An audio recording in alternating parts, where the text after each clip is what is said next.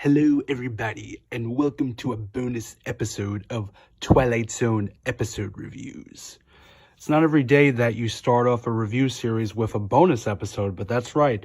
We're going to start off with the pre-pilot episode. So the time element, which is the name of this episode, is actually not an episode in the Twilight Zone series, but the premise and style of science fiction is very similar to what would end up being the Twilight Zone series. So that's why many people consider this particular episode sort of like a pre-pilot and a precursor when it comes to the Twilight Zone.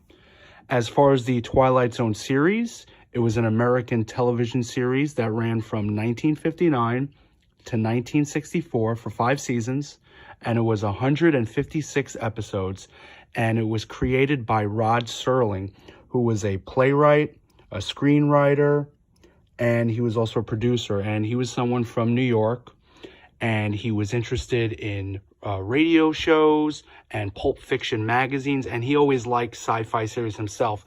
And he basically just spent his career working his way up in the entertainment industry, working on radio, doing different television shows, coming up with different scripts for different series, and also in television as well. When television came around in the 50s, he moved over to that medium.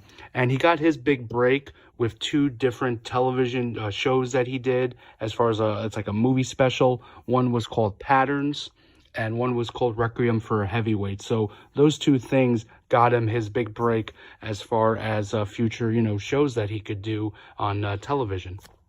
When it came to the Twilight Zone series, he was the narrator throughout the television series. And in case you don't know, with the show, it was an anthology series, meaning there weren't any recurring characters. So any episode could be a different topic, different characters, different environments, different atmospheres, different kinds of scripts, but had a style of like fantasy, science fiction. And it was a very popular television show. Rod Serling himself won many Emmys. He actually wrote 92 of the 156 Twilight Zone episodes, so he was quite prolific for that show and coming up with different stories.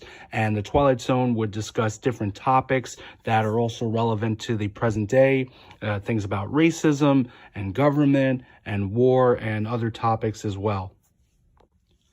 In my opinion, the Twilight Zone is the greatest television show of all time. A main part of that is Rod Serling's writing, and also that since it was an anthology series, you have all these different, characters and environments that it kept the series fresh and kept it going as far as being, interesting content to watch. As far as my introduction to the Twilight Zone, I remember the show as a very young kid. They used to show it a lot on WB11, WPIX in New York.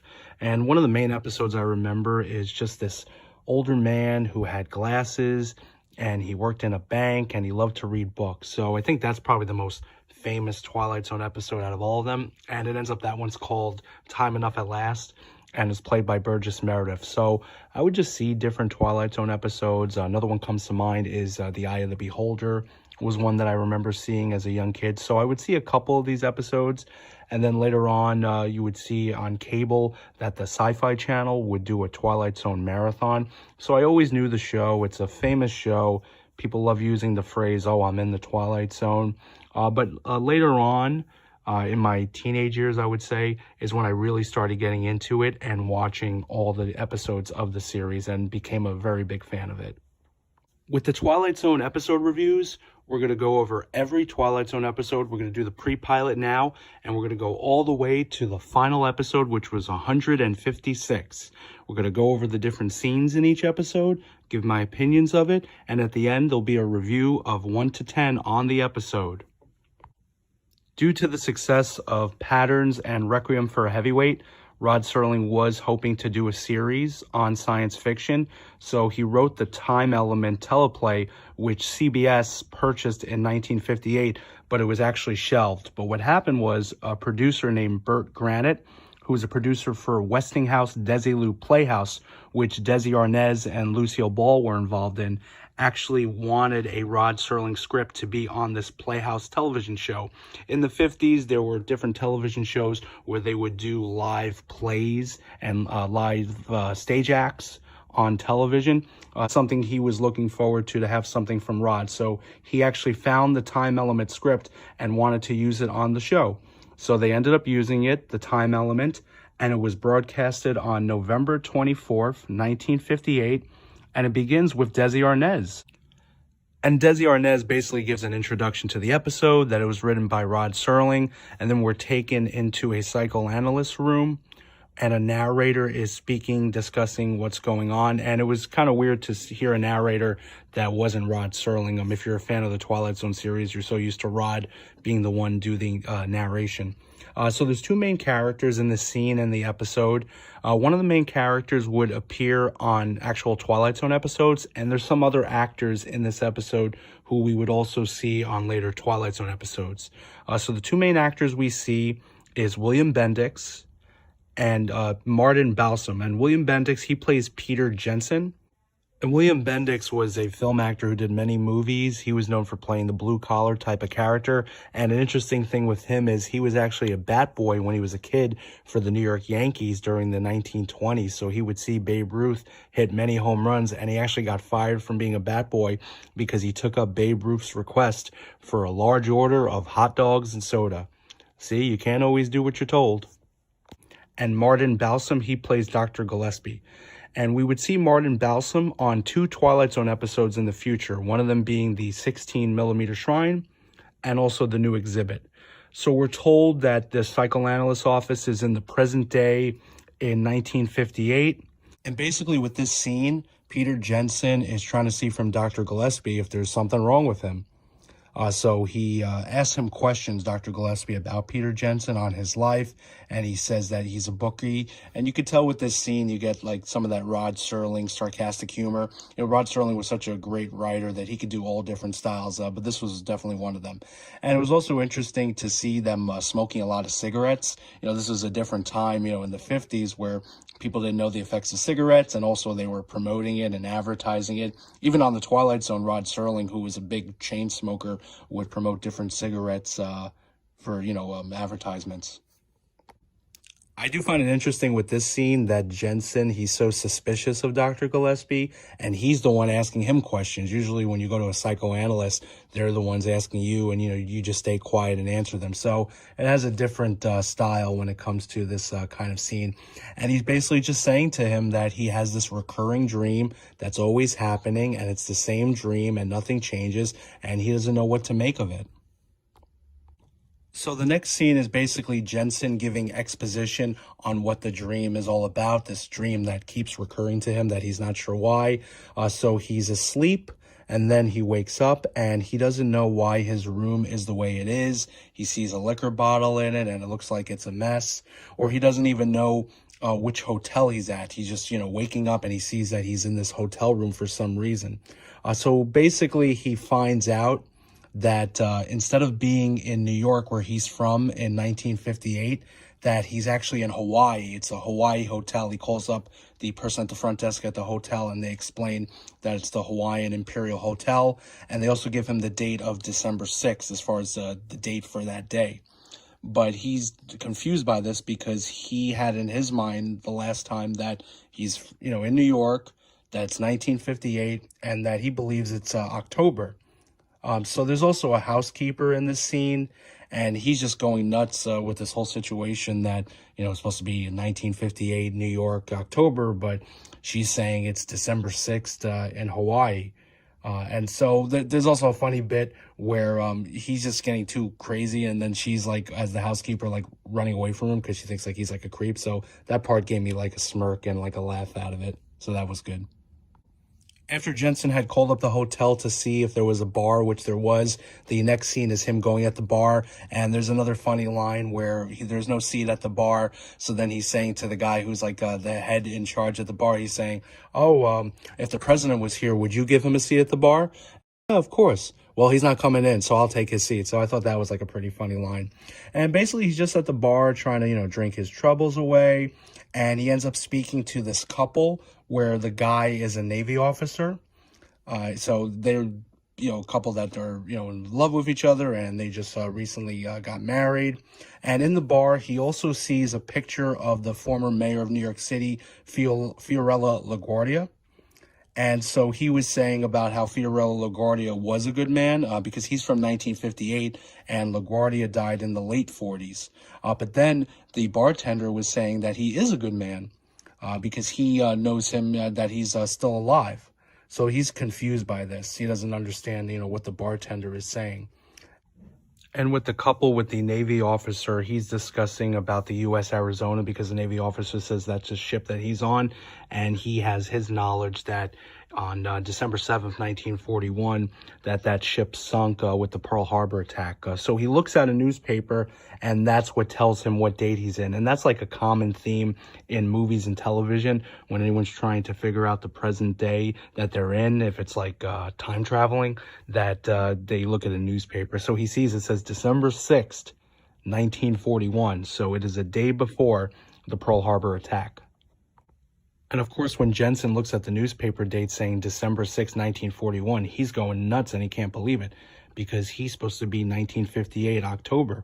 And he's seeing this says December 6, 1941. What's going on? So the next scene is back at the psychoanalyst's office to basically discuss further the dream. And Jensen's telling the doctor he really believes this dream is real. That's not a dream of him going to 1941, but that he's actually time traveling to 1941. So the next scene is back at 1941. From the bar, Jensen goes to his hotel room. And I found this scene pretty clever and funny is he starts doing sports bets because if he's from 1958 and he has all the knowledge, so he's going to start doing sports bets and he'll know all the winners. So he does it with boxing and other sports. And when it comes to this scene, it reminded me of Back to the Future 2 when Marty McFly gets the sports almanac in 2015 and he wants to use it in the past to bet on the sports games. I wonder if the creators of Back to the Future maybe watched this episode and got influence from it to do that kind of a story. So then afterwards, the guy from the Navy wanted to check on Jensen's condition because he saw how nuts he was acting when he saw that newspaper date with December 6th. So he makes like he's okay and that he'll meet the Navy officer later at the bar, with his wife. So with the next scene, Jensen decides to go to the Honolulu newspaper to break this story because if this is December 6, 1941, and he's from 1958, he knows what's going to be happening the next day, December 7th, 1941, with the Pearl Harbor attack. So he tries to warn of the Japan bombing to these newspaper guys in Honolulu, but they don't trust him. They don't take him seriously. They think he's off his rocker, and then they want to, kick him out of the newspaper office. So then he ends up punching the newsman. I like the next scene, which is still in the newspaper office. After he punched the newsman, they had him be checked by a doctor in 1941, and they try to ask him questions to see what his mental state is. So it's funny because it's tough to keep in mind what the answers are supposed to be in that time period because he's from 1958. So when they ask him, who's the president of the United States? He's so quick to want to say Eisenhower, but it's not according to them because Eisenhower comes much later as president. So he has to say, FDR, which he sees a picture on the wall of FDR. The scene was also funny because at the end, Jensen starts going through all different things in 1958, including the Los Angeles Dodgers, which at the time in 1941 were the Brooklyn Dodgers. So he leaves the newspaper office because they think he's nuts and might start something with him and, want to put him in an institution.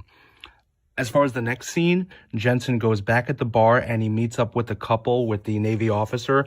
And just like he was warning the newspaper guys about the Pearl Harbor bombing with Japan the next day, he's trying to warn the officer about the U.S. Arizona and that it's going to sink tomorrow. But just like the newspaper men, the couple don't believe him. And, they're frustrated at him that he's saying, what's going to happen to the ship and what's going to happen to them and that, he's going to die himself, that the guy who's the Navy officer ends up punching him. So after the Navy officer punches Jensen, Jensen's still seen as causing trouble in the bar with all these stories about what's going to happen tomorrow, that the bartender there punches him as well. So with the next scene, you basically see that after he's been punched, that he wakes up and he ends up back in his hotel room, but it's actually the next day. It's December 7th, 1941, because you hear the planes coming. So you hear the planes going past the hotel building, and then you hear Jensen saying, he's like, I told you, trying to say, hey, I warned everyone. And then that's where the dream ends, and we go to the next scene. So the next scene is back at Dr. Gillespie's office, and Jensen basically explains that's where the dream ends, is that when it's December 7th, it's Pearl Harbor, the planes are attacking, that he wakes up. And Gillespie's trying to tell Jensen that this is all just a dream. It's just sort of part of his consciousness, that it can't be reality and he can't be time traveling. But Jensen really believes that he's time traveling. And then Gillespie tries to explain that it's impossible to time travel because the present would be changed. And that's why it's just a dream and not reality for Jensen. The next scene shows Dr. Gillespie's fascination with Jensen and this whole story of time traveling in 1941. So he has Jensen basically lie down on his couch, and we see Jensen is sleeping, and it looks like he's dreaming, and we can see in his mind all the different events that are happening in this dream that we saw previously in this episode. But we get a little more of the dream, actually, that we see with not only the planes coming there for Pearl Harbor, but you do see the planes shoot at the hotel window, and then Jensen actually gets shot and dies from the planes. The next scene cuts back to Dr. Gillespie's office, and we see now the chair is empty. Not only is the chair empty, but there's also no cigarettes in the tray, when him and Jensen were having tons of cigarettes through this whole discussion on this dream that Jensen was having. He also looks at his schedule book, and it says, no patients today. Something must be up. So then the final scene is Dr. Gillespie, and he's all by himself. He actually goes to a bar in New York, and while he's at the bar, he sees a picture of someone who looks very similar to Peter Jensen. So he asks the bartender who that person is, and the bartender says that's Peter Jensen, and that he was killed in Pearl Harbor. And that basically that's how the episode ends. We then see Desi Arnaz close out the show, because this is the Westinghouse Desilu Playhouse, and he just discusses different thoughts about what just happened with the scene, and he gives his opinion and asks the audience what do they think, which I actually agree with Desi Arnaz's opinion on what happened. Basically, what I think is the case is that Jensen was somebody who was from 1941. He died with Pearl Harbor, and it was just something Dr. Gillespie was the one who imagined, and it was Dr. Gillespie's dream that he was thinking of this situation and speaking to Jensen when Jensen was never really there. So nice twist ending, and when it came to Twilight Zone, Rod Serling was known for many episodes having a twist ending that you didn't expect. So a nice way to close out this pre-pilot episode. So if I had to give a rating to the time element, even though it's not part of the Twilight Zone series, I would give it a 7.5 out of 10. I'm not the biggest fan of military stories, and the reason this was a military story and a lot of other Twilight Zone episodes were military stories, because that was also part of Rod Serling's life, is that he was involved in the military. But even though it's military-based, it's not a main focus of the episode. The main focus is time traveling. So you don't see, trenches or military environments at all. So that's why I like this episode better than some of the other military-based episodes. This episode is an hour long, which is longer than the vast majority of the Twilight Zone episodes. Throughout the series, they were normally 30 minutes with 25-minute episodes and 5 minutes for commercials, except for one season. It does feel like it could drag a little bit. I feel the show is best when it is just the 30-minute episodes. I think it's an interesting premise. I like with time traveling. I think William Bendix does a good job. As far as this kind of episode, could it have been in the Twilight Zone and be a Twilight Zone episode? Absolutely. There's a lot worse Twilight Zone episodes. Is this one of the greatest Twilight Zone episodes out of the whole series? I wouldn't say that either. Would it have made a good episode to be the pilot for the Twilight Zone series? Perhaps, possibly, or there could have been other options. So it's somewhere in the middle where it's a nice storyline. It has its funny moments. Interesting concept with the time traveling, but doing it with dreams instead of just being reality time traveling. So you don't always see that. So the rating would be 7.5 out of 10 for the time element. So we're going to move on to the next video for Twilight Zone episode reviews, which will be episode 1. And that's going to be the pilot episode, which is, Where is Everybody?